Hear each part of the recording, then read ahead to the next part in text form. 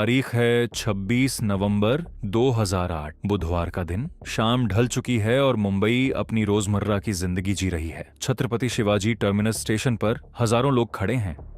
कोई ऑफिस से लौट रहा है, कोई अपनी बीवी के लिए साड़ी लेकर जा रहा है, कोई बूढ़ी माँ के लिए दवाई का थैला पकड़े हुए ट्रेन का इंतजार कर रहा है। एक आदमी अपने छोटे से बच्चे को कंधे पर बैठाए हुए टिकट खिड़की की तरफ बढ़ रहा है। स्टेशन पर वही रोज का शोर है, वही भीड़ है, वही जिंदगी की भागदौड़ है। रात के ठीक 9:20 हुए हैं।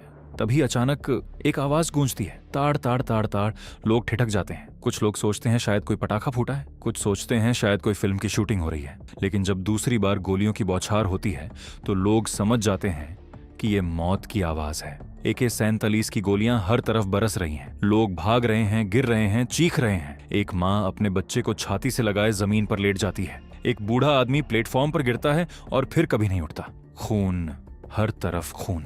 बैग, जूते, चप्पलें, टिफिन बॉक्स सब बिखरे पड़े हैं। ये कोई फिल्म नहीं है, ये असली है। ये भारत के दिल पर सबसे बड़ा वार है। उस रात 10 आतंकवादी समुद्र के रास्ते मुंबई में घुसे थे। उनके पास थे AK-47 राइफलें, हैंड ग्रेनेड, RDX बम, पिस्तौलें, सैटेलाइट फोन और सैकड़ों राउंड गोलियां। उनका मकसद सिर्फ एक था, जितना हो सके उतना खून बहाओ, जितना हो सके उतना तबाही मचाओ और पूरी दुनिया को दिखाओ कि हिंदुस्तान कितना कमजोर है। अगले 60 घंटे तक ये 10 लड़के पूरी मुंबई को बंधक बनाकर रखेंगे। और सबसे खौफनाक बात, इनमें से एक जिंदा पकड़ा गया और उसने जो सच बताया उसे सुनकर आपकी रूह तक कांप जाएगी। तो तैयार हो जाइए, क्योंकि ये कहानी आपको अंदर तक हिला देगी। इस पूरे हमले की कहानी समझने के लिए हमें पीछे जाना होगा। साल 2005 से 2006 पाकिस्तान में लश्कर-ए-तैयबा नाम का एक आतंकवादी संगठन है। इसका सरगना है हाफिज सईद और ऑपरेशनल कमांडर है जकी-उर-रहमान लखवी। इन दोनों ने मिलकर एक ऐसा प्लान बनाया जो आज तक किसी आतंकवादी संगठन ने नहीं बनाया था। मकसद था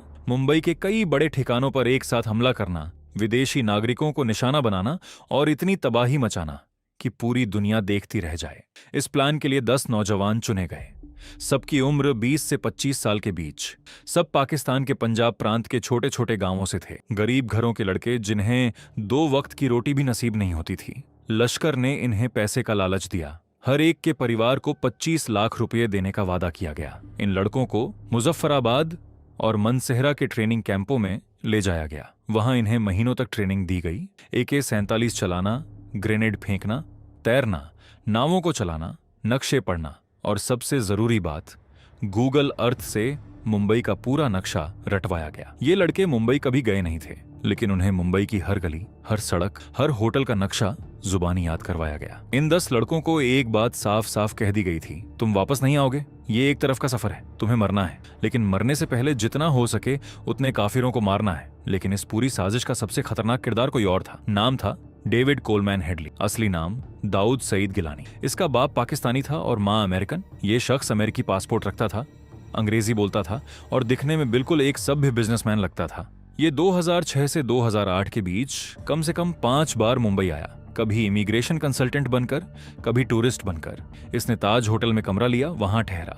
होटल के अंदर और बाहर की वीडियो बनाई। लियोपोल्ड कैफे में बैठकर चाय पी और कैफे का पूरा नक्शा बनाया। नरीमन हाउस गया, CCTV कैमरों की पोजीशन नोट की और ये सारी जानकारी पाकिस्तान में बैठे अपने हैंडलर्स को भेज दी। GPS कोऑर्डिनेट्स, फोटो, वीडियो, हर चीज बारीकी से भेजी गई। हमारे बीच एक गद्दार सालों तक घूमता रहा, होटलों में रहा, रेस्टोरेंट में खाना खाता रहा और किसी को जरा सी भी भनक नहीं लगी कि ये शख्स मुंबई की बर्बादी का नक्शा तैयार कर रहा है। 22 नवंबर 2008, हमले से 4 दिन पहले कराची के बंदरगाह से एक छोटी नाव रवाना हुई जिसमें 10 आतंकवादी बैठे थे। इन्होंने खुले समंदर में एक भारतीय मछुआरों की नाव MV कुबेर को रोका। नाव के 4 मछुआरों को बांध दिया गया और कप्तान अमर सिंह सोलंकी को जिंदा रखा गया ताकि वो नाव चला सके। जब ये लोग मुंबई के करीब पहुंचे तो कप्तान सोलंकी का भी गला काट दिया।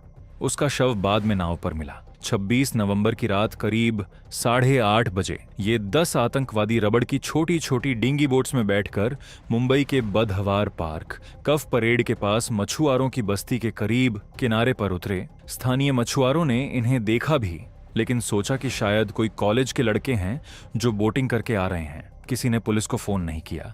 ये 10 आतंकवादी बड़े आराम से टैक्सी पकड़कर अपने अपने ठिकानों की तरफ निकल गए। इनके पास क्या क्या था? हर एक के पास एक AK-47 राइफल, एक 9mm पिस्तौल, 8-8 हैंड ग्रेनेड, 400 राउंड गोलियां, आरडीएक्स से भरे बम, एक सैटेलाइट फोन, एक मोबाइल फोन, ड्राई फ्रूट्स और बादाम के पैकेट, पानी की बोतलें और एक एक आईडी कार्ड जिस पर हिंदू नाम लिखे हुए थे, ताकि अगर पकड़े जाएं तो भारतीय लगे। ये 10 लोग 5 जोड़ियों में बंट गए और 5 अलग अलग ठिकानों की तरफ निकल पड़े। और फिर शुरू हुआ वो कयामत का मंजर जिसने मुंबई की रातों की नींद छीन ली। रात 9:20, छत्रपति शिवाजी टर्मिनस। मोहम्मद अजमल, आमिर कसाब और अब्बू इस्माइल दोनों ने बैकपैक में AK-47 छुपा रखी थी। स्टेशन के अंदर घुसते ही बिना एक शब्द बोले दोनों ने फायरिंग शुरू कर दी। CCTV फुटेज में कसाब साफ दिखाई देता है। नीली टी-शर्ट, कार्गो पैंट, हाथ में AK-47 और चेहरे पर कोई डर नहीं, कोई हिचकिचाहट नहीं, जैसे रोज का काम कर रहा हो। मेन हॉल में, प्लेटफॉर्म पर, टिकट काउंटर पर, फुट ओवर ब्रिज पर, हर जगह गोलियां बरसाईं। जो खड़ा था उसे गिराया, जो गिर गया उसे दोबारा गोली मारी। 58 मासूम लोग CST स्टेशन पर मारे गए। उसके बाद ये दोनों कामा अस्पताल की तरफ निकल गए जहां बीमार लोग और गर्भवती महिलाएं भर्ती थीं। वहां भी इन्होंने फायरिंग की और कई लोगों को मार दिया। रात 9:30 लियोपोल्ड कैफे, कोलाबा कॉजवे का मशहूर कैफे जो 1871 से चल रहा था, विदेशी टूरिस्ट्स का फेवरेट ठिकाना। उस रात भी कैफे में भरपूर भीड़ थी। 2 आतंकवादी अंदर आए और बिना कुछ बोले गोलियां चलानी शुरू कर दी। 10 लोग मारे गए। इसके बाद ये दोनों बिना रुके ताज होटल की तरफ निकल गए। रात 9:45 ताज महल पैलेस होटल, मुंबई का ताज, 1903 में जमशेदजी टाटा ने इसे बनवाया था। कहा जाता है कि जब टाटा को वॉटसन होटल में इसलिए नहीं घुसने दिया गया क्योंकि वो भारतीय थे, तो उन्होंने ठान लिया कि वो ऐसा होटल बनाएंगे जहां हर किसी का स्वागत होगा। उस रात 450 से ज्यादा मेहमान ताज में ठहरे हुए थे। 4 आतंकवादी अंदर घुसे, लॉबी में, रेस्टोरेंट में, और फिर फ्लोर दर फ्लोर गोलियां चलाते हुए, ग्रेनेड फेंकते हुए, कमरे कमरे में घुसकर लोगों को ढूंढते हुए। लोग बाथरूम में छुपे, अलमारी में छुपे, बिस्तर के नीचे छुपे। कुछ लोगों ने अपने परिवार को फोन करके आखिरी बार बात की। लेकिन यहां ताज होटल के कर्मचारियों ने जो किया वो दुनिया के इतिहास में सुनहरे अक्षरों में लिखा जाना चाहिए। होटल के वेटर, शेफ, मैनेजर और हाउसकीपिंग स्टाफ ने अपनी जान की परवाह नहीं की। ताज होटल में स्टाफ को एक ट्रेनिंग दी जाती है, गेस्ट इज गॉड, मेहमान भगवान है। और उस रात इन कर्मचारियों ने सच में यह साबित कर दिया। उन्होंने मेहमानों को अपने पीछे छुपाया, किचन के फ्रीजर रूम में छुपाया, सीक्रेट रास्तों से बाहर निकाला। होटल के सीनियर शेफ हेमंत ओबेरॉय ने 300 से ज्यादा मेहमानों को चैम्बर्स रेस्टोरेंट में लॉक करके पूरी रात बचाए रखा। बाद में उन्होंने बताया, मुझे पता था कि अगर वो दरवाजा खुल गया तो सब मारे जाएं, इसीलिए मैंने अंदर से बंद कर दिया और सबको शांत रखा। ताज के 31 स्टाफ मेंबर उस रात शहीद हो गए। 31 लोग जो सुबह अपने बच्चों को स्कूल भेजकर काम पर आए थे, वो रात को घर कभी नहीं लौटे, लेकिन उन्होंने सैकड़ों मेहमानों की जान बचाई। उधर ओबेरॉय ट्राइडेंट होटल में भी यही कहर बरपा। 2 आतंकवादी, फहदुल्लाह और अब्दुल रहमान, अंदर घुसे और फ्लोर दर फ्लोर लोगों को बंधक बनाया। यहाँ 30 लोग मारे गए। कुछ विदेशी मेहमानों को ढाल बनाकर रखा गया ताकि पुलिस गोली न चला सके। रात 10 बजे नरीमन हाउस, जिसे चाबड़ हाउस भी कहते हैं, कोलाबा में यहूदी समुदाय का एक छोटा सा सेंटर। यहाँ रब्बी गैब्रियल होल्ट्सबर्ग और उनकी गर्भवती पत्नी रिवका रहते थे। उनका 2 साल का बेटा मोशे भी वहीं था। 2 आतंकवादी, अब्बू देरा और नासिर, अंदर घुसे और इमारत में मौजूद 6 लोगों को बंधक बना लिया। लेकिन यहां एक चमत्कार हुआ। रब्बी की नैनी सैंड्रा सैमुअल नीचे की मंजिल पर थीं। जब उन्हें गोलियों की आवाज सुनाई दी तो वो ऊपर भागी। उन्होंने देखा कि मोशे अपने मम्मी पापा की खून से सनी लाशों के बीच बैठा रो रहा है। सैंड्रा ने उस बच्चे को गोद में उठाया और किसी तरह इमारत से बाहर भाग निकली। बाहर आकर जब पत्रकारों ने मोशे की तस्वीर ली, खून से सना हुआ, रोता हुआ, डरा हुआ बच्चा, तो वो तस्वीर पूरी दुनिया में वायरल हो गई। उस एक तस्वीर ने पूरी दुनिया को रुला दिया। इसके अलावा 2 टैक्सियों में रखे RDX बम भी फटे, एक विले पार्ले में और एक माझगांव में। माझगांव के धमाके में टैक्सी ड्राइवर और एक राहगीर मारे गए। अब जरा सोचिए कि उस रात मुंबई पुलिस के पास क्या था। पुलिस कर्मियों के पास 303 राइफलें थीं जो दूसरे विश्व युद्ध यानी 1940 के दशक की थीं। इन राइफलों में एक बार में 1 गोली भरनी पड़ती थी। रीलोड करने में 5 से 6 सेकंड लगते थे। और सामने थे AK-47 जिनसे 1 मिनट में 600 राउंड फायर हो सकती हैं। ये वैसा ही था जैसे किसी को तलवार देकर टैंक से लड़ने भेज दो। लेकिन मुंबई पुलिस के जवान डटे रहे। उन्हें पता था कि हथियार कम हैं, सुरक्षा कवच नहीं है, बुलेट प्रूफ जैकेट तक नहीं है, फिर भी वो लड़ रहे थे। एंटी टेररिज्म स्क्वाड यानी ATS के चीफ हेमंत करकरे ने खुद बुलेट प्रूफ जैकेट पहनी और मैदान में उतरे। उनके साथ थे एनकाउंटर स्पेशलिस्ट विजय सालस्कर और एडिशनल कमिश्नर अशोक कामटे। ये तीनों सीनियर ऑफिसर एक क्वालिस गाड़ी में बैठकर कसाब और इस्माइल का पीछा कर रहे थे। कामा अस्पताल से निकलने के बाद कसाब और इस्माइल ने एक गाड़ी हाईजैक की थी। रंग भवन लेन की एक तंग गली में तीनों अफसर पहुंचे, लेकिन वहां आतंकवादियों ने पहले से घात लगा रखी थी। अचानक अंधेरे में से गोलियां बरसीं। इतने करीब से फायरिंग हुई कि किसी को रिएक्ट करने का वक्त ही नहीं मिला। हेमंत करकरे को गोली लगी बुलेट प्रूफ जैकेट में, लेकिन गोली गर्दन में लगी जहां जैकेट नहीं था। विजय सालस्कर और अशोक कामटे भी गोलियों की चपेट में आ गए। तीनों अफसर वहीं शहीद हो गए। एक ही रात में मुंबई पुलिस ने अपने 3 सबसे सीनियर और बहादुर अफसर खो दिए। जब यह खबर फैली तो पूरे देश में सन्नाटा छा गया। लोगों को एहसास हुआ कि यह कोई छोटी मोटी वारदात नहीं है, ये एक पूरी जंग है और मुंबई पुलिस इस जंग के लिए तैयार नहीं थी। अब जरूरत थी स्पेशल कमांडो की। एनएसजी, नेशनल सिक्योरिटी गार्ड, जिन्हें ब्लैक कैट्स कहते हैं, ये भारत के सबसे एलीट कमांडो हैं। लेकिन एनएसजी का बेस दिल्ली के मानेसर में था, मुंबई से 1400 किलोमीटर दूर। और सबसे बड़ी समस्या, एनएसजी के पास अपना कोई डेडिकेटेड एयरक्राफ्ट नहीं था।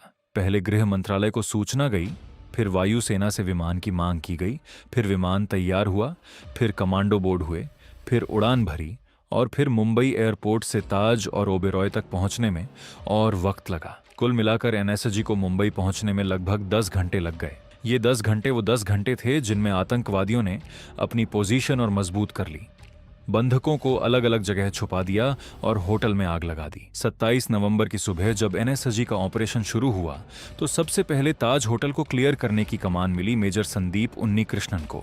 31 साल के नौजवान कमांडो, केरल के बंगलौर में पैदा हुए, एनडीए से पास आउट और एनएसजी की 51 स्पेशल एक्शन ग्रुप में तैनात। मेजर संदीप अपनी टीम के साथ ताज होटल की सीढ़ियों से ऊपर चढ़े, फ्लोर दर फ्लोर क्लियर करते हुए। हर कमरे में, हर कॉरिडोर में, अंधेरे में, धुएं में आतंकवादी कहीं भी छुपे हो सकते थे। तभी एक फ्लोर पर उनकी टीम का एक जवान जख्मी हो गया। गोली उसके पैर में लगी। मेजर संदीप ने रेडियो पर अपनी टीम को कहा, don't come up, I will handle them. ऊपर मत आना, मैं अकेला संभाल लूंगा। और वो सच में अकेले गए। अंधेरे कॉरिडोर में जहां से गोलियां आ रही थीं, वो आगे बढ़ते गए। उन्होंने अपने जख्मी साथी को खींचकर सुरक्षित जगह पहुंचाया, लेकिन इसी दौरान आतंकवादियों की गोलियां उन्हें लग गईं। मेजर संदीप उन्नीकृष्णन उस अंधेरे कॉरिडोर में शहीद हो गए। जब उनका पार्थिव शरीर बाहर लाया गया तो उनके बूढ़े पिता के उन्नीकृष्णन ने कहा, I have lost my son but I have not lost my pride. मैंने अपना बेटा खो दिया, लेकिन मुझे अपने बेटे पर गर्व है। ये शब्द सुनकर पूरा देश रो पड़ा। नरीमन हाउस में ऑपरेशन और भी मुश्किल था। इमारत बहुत पुरानी थी, सीढ़ियां तंग थीं और आतंकवादी ऊपरी मंजिल पर बैठकर नीचे गोलियां बरसा रहे थे। एनएसजी ने हेलीकॉप्टर से कमांडो को छत पर उतारने का फैसला किया। हवलदार गजेंद्र सिंह अपनी टीम के साथ हेलीकॉप्टर से रस्सी के सहारे छत पर उतरे, ऊपर से नीचे की तरफ ऑपरेशन चलाया। इस दौरान हवलदार गजेंद्र सिंह शहीद हो गए, लेकिन दोनों आतंकवादी मारे गए। अंदर जब कमांडो पहुंचे तो देखा कि रब्बी और उनकी पत्नी समेत 6 बंधक पहले ही मारे जा चुके थे। उनके शवों पर यातना के निशान थे। ये बात बाद में पोस्टमार्टम रिपोर्ट में सामने आई। 28 नवंबर को ओबेरॉय होटल क्लियर हुआ, दोनों आतंकवादी मारे गए। 28 नवंबर की रात को नरीमन हाउस क्लियर हुआ और अंत में 29 नवंबर 2008 की सुबह ऑपरेशन ब्लैक टॉर्नेडो का आखिरी चरण। ताज होटल में अभी भी आतंकवादी छुपे हुए थे। होटल में कई जगह आग लगी हुई थी। धुआं इतना था कि सांस लेना मुश्किल था। एनएसजी के कमांडो ने एक एक कमरा, एक एक मंजिल साफ की। सुबह 8:20 पर आखिरी आतंकवादी भी मारा गया। 60 घंटे, 12 मिनट और 16 सेकंड, इतना वक्त लगा मुंबई को आजाद कराने में। इस पूरे हमले का सबसे अहम पल वो था जब कसाब जिंदा पकड़ा गया, और ये किसी ने नहीं बल्कि 54 साल के एक थके हुए पुलिसकर्मी ने किया। नाम था assistant sub inspector Tukaram Gopal Omble. हुआ ये कि सीएसटी और कामा अस्पताल में कत्लेआम मचाने के बाद कसाब और इस्माइल भागे। इन्होंने एक स्कोडा गाड़ी हाईजैक की और गिरगांव चौपाटी की तरफ भागे। रास्ते में मुंबई पुलिस ने नाका लगा रखा था। गाड़ी रुकी। कसाब ड्राइव कर रहा था। पुलिस वालों ने गाड़ी की तरफ बढ़ना शुरू किया। तभी कसाब ने AK-47 बाहर निकाली और फायरिंग शुरू कर दी। कई पुलिसकर्मी जख्मी हुए, लेकिन तुकाराम ओम्बले पीछे नहीं हटे। उन्होंने सीधा आगे बढ़कर कसाब की AK-47 की नाल अपने हाथों से पकड़ ली। गोलियां उनके सीने में धंस रही थीं, खून बह रहा था। दर्द इतना था कि कोई भी इंसान छोड़ देता, लेकिन ओम्बले ने नाल नहीं छोड़ी। वो अपने पूरे वजन से कसाब पर गिर पड़े। उनके साथियों ने मौका देखकर कसाब को दबोच लिया। तुकाराम ओम्बले वहीं शहीद हो गए, लेकिन उन्होंने कसाब को जिंदा पकड़वा दिया। ये क्यों इतना जरूरी था? क्योंकि अगर कसाब मर जाता तो पाकिस्तान कहता, हमें सबूत दिखाओ, ये हमला हमने नहीं करवाया, ये भारत का अंदरूनी मामला है। लेकिन कसाब के जिंदा पकड़े जाने से भारत के पास जिंदा सबूत था। एक पाकिस्तानी नागरिक जो पाकिस्तानी पासपोर्ट रखता था, जिसे पाकिस्तान की जमीन पर ट्रेनिंग दी गई थी और जिसे लश्कर-ए-तैयबा ने भेजा था। तुकाराम ओम्बले ने अपनी जान देकर वो सबूत जिंदा रख दिया, जिसने पाकिस्तान को पूरी दुनिया के सामने बेनकाब कर दिया। कसाब को जब पूछताछ के लिए ले जाया गया तो शुरू में उसने अपना नाम समीर चौधरी बताया। बोला कि वो हैदराबाद, भारत का है। लेकिन जब सबूत सामने रखे गए, उसका सैटेलाइट फोन, उसकी कॉल हिस्ट्री और दूसरे मारे गए आतंकवादियों के पास से मिले सामान, तो कसाब टूट गया। उसने अपना असली नाम बताया, मोहम्मद अजमल आमिर कसाब, गांव फरीदकोट, पंजाब, पाकिस्तान। उसने बताया कि कैसे लश्कर-ए-तैयबा ने उसे भर्ती किया, कैसे ट्रेनिंग कैंपों में महीनों तक तैयारी करवाई गई, कैसे कराची से समुद्र के रास्ते भारत आए, और सबसे चौंकाने वाली बात, कसाब ने बताया कि हमले के दौरान उन्हें पाकिस्तान में बैठे हैंडलर्स से लगातार सैटेलाइट फोन पर निर्देश मिल रहे थे। ये हैंडलर्स भारतीय न्यूज चैनल देख रहे थे और आतंकवादियों को बता रहे थे कि पुलिस कहाँ है, कमांडो कहां से आ रहे हैं और किस तरफ से हमला करना है। भारतीय खुफिया एजेंसियों ने इन सैटेलाइट फोन कॉल्स को इंटरसेप्ट यानी रिकॉर्ड कर लिया था। एक कॉल में हैंडलर की आवाज सुनाई देती है, खुदा तुमसे खुश है, जितना खून बहाओगे उतना जन्नत में ऊंचा दर्जा मिलेगा, रुकना मत। एक और कॉल में हैंडलर ताज होटल के आतंकवादियों से कहता है, होटल में आग लगा दो, जो भी मिले मारते जाओ। ये रिकॉर्डिंग्स बाद में कोर्ट में पेश की गईं और ये सबसे बड़ा सबूत बना कि ये हमला पाकिस्तान की जमीन से प्लान किया गया था और हैंडलर्स आईएसआई से जुड़े हुए थे। इंसाफ और नाइंसाफी कसाब पर भारत की अदालत में मुकदमा चला।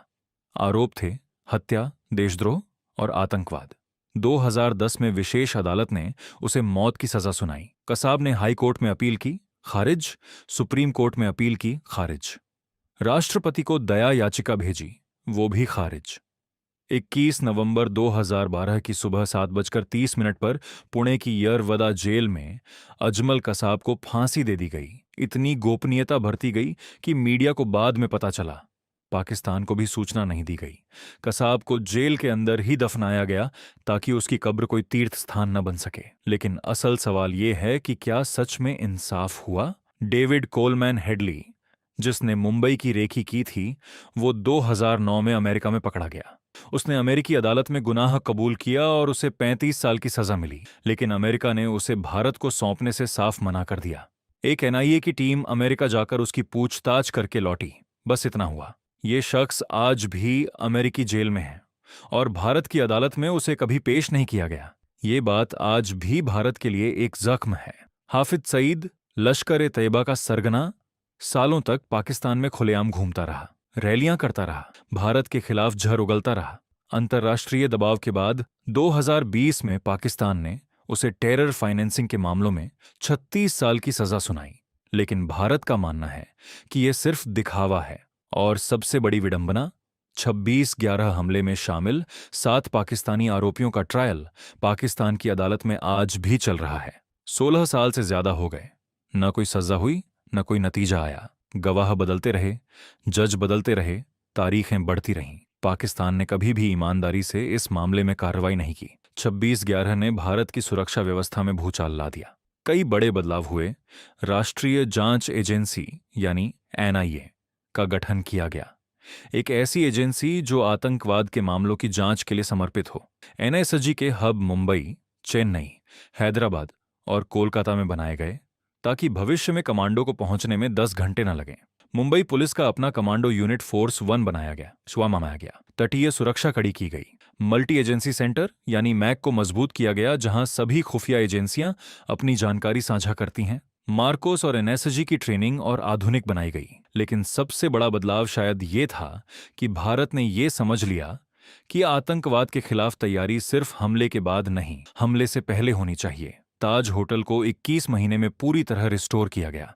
2010 में जब ताज दोबारा खुला तो उसके कर्मचारियों ने मलबे के बीच से ठीक वैसे ही खड़े होकर तिरंगा फहराया जैसे 29 नवंबर 2008 को फहराया था। ये तस्वीर मुंबई की अटूट भावना की पहचान बन गई। मेजर संदीप उन्नीकृष्ण को मरणोपरांत अशोक चक्र से सम्मानित किया गया, भारत का सबसे बड़ा शांतिकालीन वीरता पुरस्कार। तुकाराम ओम्बले को भी मरणोपरांत अशोक चक्र मिला।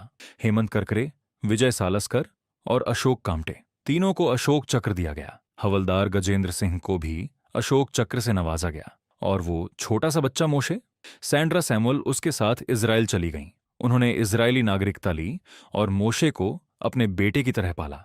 2014 में जब मोशे 8 साल का था, उसने कहा, मैं एक दिन मुंबई वापस जाऊंगा, अपने मम्मी पापा के घर।